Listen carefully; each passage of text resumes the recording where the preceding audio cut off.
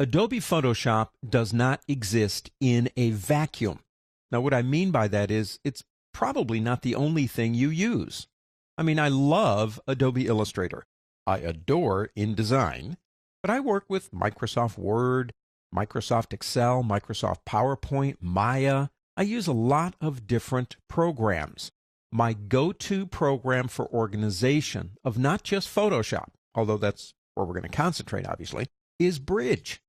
Adobe Bridge began its life in CS1. That was the first program where it was standalone.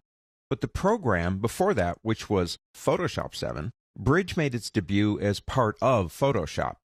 In Photoshop 7, you had to open Photoshop to get into Bridge. It became very popular, and in CS1, it became its own program. Now, what you're looking at is the latest evolution of Bridge. And what I want to do in this lesson is just do a walkabout through the program. Check it out, see what's there, kick the tires. Let's start up here.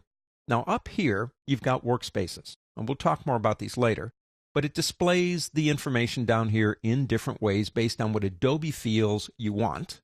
Let's go back to Essentials for now. Now, let's start way over here. You do have a button here to go back to where you were previously. Down here, you have Favorites. Now, we'll talk more about these in another lesson in this chapter, but what they are areas where you can put stuff that you use over and over again. You're working on a project, and that project is important, and that project requires certain folders, and you can put them over there to get to them. What I have over here now is the defaults. If I go into Pictures and go into, say, this one right here, and then open up this one, I'm kind of drilling down, if you will. Well, there finally are some pictures. Now, you will notice we have a breadcrumb trail right here. We can go back by clicking this button up here, or we can click these and go backward this way. Now, let's say you go all the way back, say, to here, and you say to yourself, well, I want to get back to that folder I was in about 2 minutes ago. I don't quite remember how I got there, so I'm kind of lost. If you click this button right here, it will take you to whatever you want to go to based on your recents, and there it is right there. And we can, boom, instantaneously go back to it. This button here is called the boomerang, and that takes you into Photoshop directly from here if you want to do that. This button allows you to get photographs off your camera. So Bridge has the ability, if you've got a camera hooked up, to bring those photographs directly in and organize them in Bridge. That's pretty cool. This next button right over here is called Refine. Let me show you this one. If I click it and I had something selected, I could rename or batch rename. I could get file information. But there's something else here called Review Mode. Let me show you this real quick. Go ahead and click it. Now, in Review Mode, whatever folder you were in will show you all the images. If I press the left and right arrow keys, I can go through them. Let's say I am looking for images that are just really not the photos of the front of the house, but just things like flowers and stuff like that. So I want to get rid of these in my review. You click on one and bring it to the front using the left and right arrow keys. To get rid of it, press the down arrow key. Every time you press down, it eliminates it from the review. I can keep doing this until I get down to here. Let's say I go one too far, press the up arrow key. So now I just have the flowers. And go through them and you say, well, now I don't want that one. I don't want that pansy. I just want the yellow one. So down with that one, down arrow. Now it's big enough to show me 4. I highlight the ones I don't want to see anymore. Pull that one down.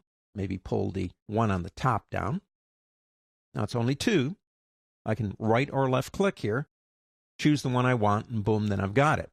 If I right click my mouse, some of the things I can do is rate it, label it, rotate it, even open it if I want to. Over here, you have a little button. If I click it, it opens up a magnifier. And I can go around and magnify the image in different areas. It's magnifying from this point right here. Close it, just go right here.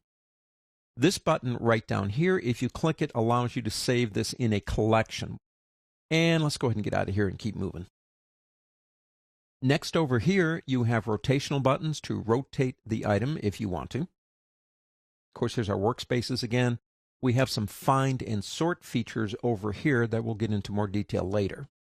Favorites, of course, right over here, but there's also folders. Now, folders gives us more of a kind of like computer look at all our different folders. And we can click them over here and get the same results. Favorites, that's just another way to do it. Down here, filter. Now check this out.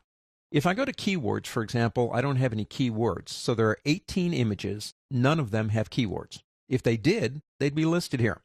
If I come down here to date modified, or maybe to focal length, it's telling me 7 of the images were taken at 18 millimeter, then 46, then 52, then 70. And you say, well, you know what? I know the ones I'm looking for were shot around 70 millimeter. And you click here, and it will isolate those for you with the click of a button. Same with focal length. What you see here actually will be determined by what's going on over here. Finally, over here you have metadata, which gives you information on the image if it's there. Tells me it was shot at an f5.6 at 1/500th of a second, automatic white balance, ISO 200.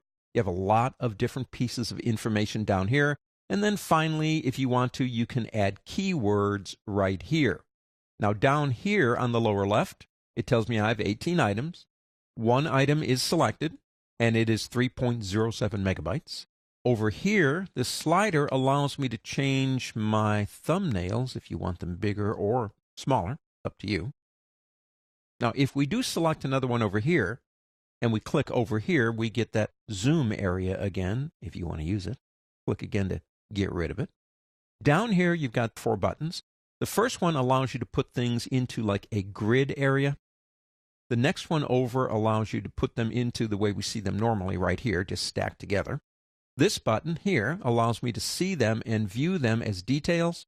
And finally, this one right here allows me to view them as a list. Now, anytime you want to go back to the normal workspace, like Essentials, you can right-click on it right here and say Reset.